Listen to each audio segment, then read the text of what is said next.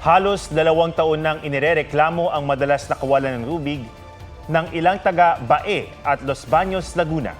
Kapag may tubig naman, marumi at meron pa raw kalawang.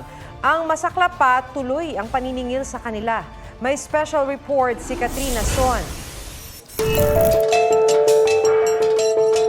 Ang tubig ang isa sa pinakamahalagang pang-araw-araw na pangangailangan.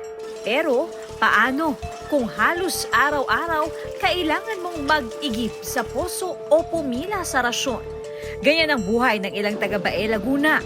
Sabi ni Shirley Cabate ng Barangay Dila, kung magkaroon man ng tulo sa gripo, marumi ang lumalabas. Hindi magamit panluto o panligo. May kalawang siyang nalabas. Ganun ang tubig dito, buhangin. Natatakot naman para sa 3 anak si Honey Rose Alcantara.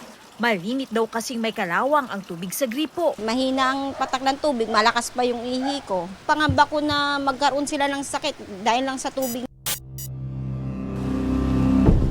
Sa datos ng LGU, 13 sa 15 barangay ng Bae ang apektado ng problema sa tubig. Sa Los Baños, madalas ding walang supply sa gripo. Pasalamat din daw sila na umuulan tuwing hapon. Tubig ulan daw ang ginagamit nilang pansaing o pangsabaw sa lutuin. Ramdam po namin yung mga sakit sa katawan, sa kabubuhat. Sa gabi po namin nararamdaman. Kung malinis lang po ang kanal, di sa kanal po kami kukuha. Hirap din sila sa paglalaba. Kami na po nag-a-adjust sa oras ng paglalaba, imbis na sa tanghali, is madaling araw na po.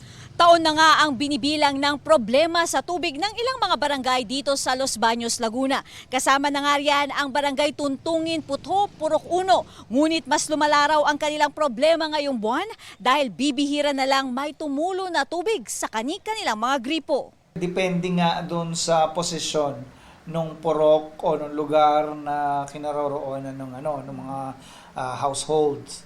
Meron namang talagang pagka medyo mababa ay maaga nagkakameron sa kanila kahit walang masyadong pressure. Yung sa medyo pataas, ilan yung purok na medyo pataas dyan, so wala talaga. Sa poso na lang kami kumukuha kasi minsan yung dinadala sa amin madumi. Hindi namin magamit sa pagkain. Panawagan ng mga residente, bigyang pansin ng Laguna Water District Aquatic Resources Corporation o LARC ang kanilang kalbaryo. Sa pahayag ng Manila Water Philippines Ventures na siyang bagong mangangasiwa ng operasyon ng LARC, batid nila ang reklamong inihain patungkol sa LARC. Masusi raw nilang sinusuri ang mga isyu para makabuo ng mga plano para mapaganda ang serbisyo. Humihingi rin sila ng pangunawa sa mga customer ng LARC. Sinubukan naming kunan ng pahayag ang mga LGU ng Los Baños at Bae. Personal kaming nagdala ng sulat sa Los Baños LGU. Pero ayon sa Office of the Mayor, tatagal ng 1 linggo bago makapag-set ng appointment sa alkalde. Pinuntahan din namin ang LGU ng Bae. Pero busy pa raw lahat at wala pang makapagbibigay ng pahayag. Katrina Son, nagbabalita para sa GMA Integrated News. Mga kapuso, alamin ang State of the Nation. Mag-subscribe sa GMA Integrated News sa YouTube. Sa ating mga kapuso abroad, samahan niyo kami sa GMA Pinoy TV at sa www.gmanews.tv.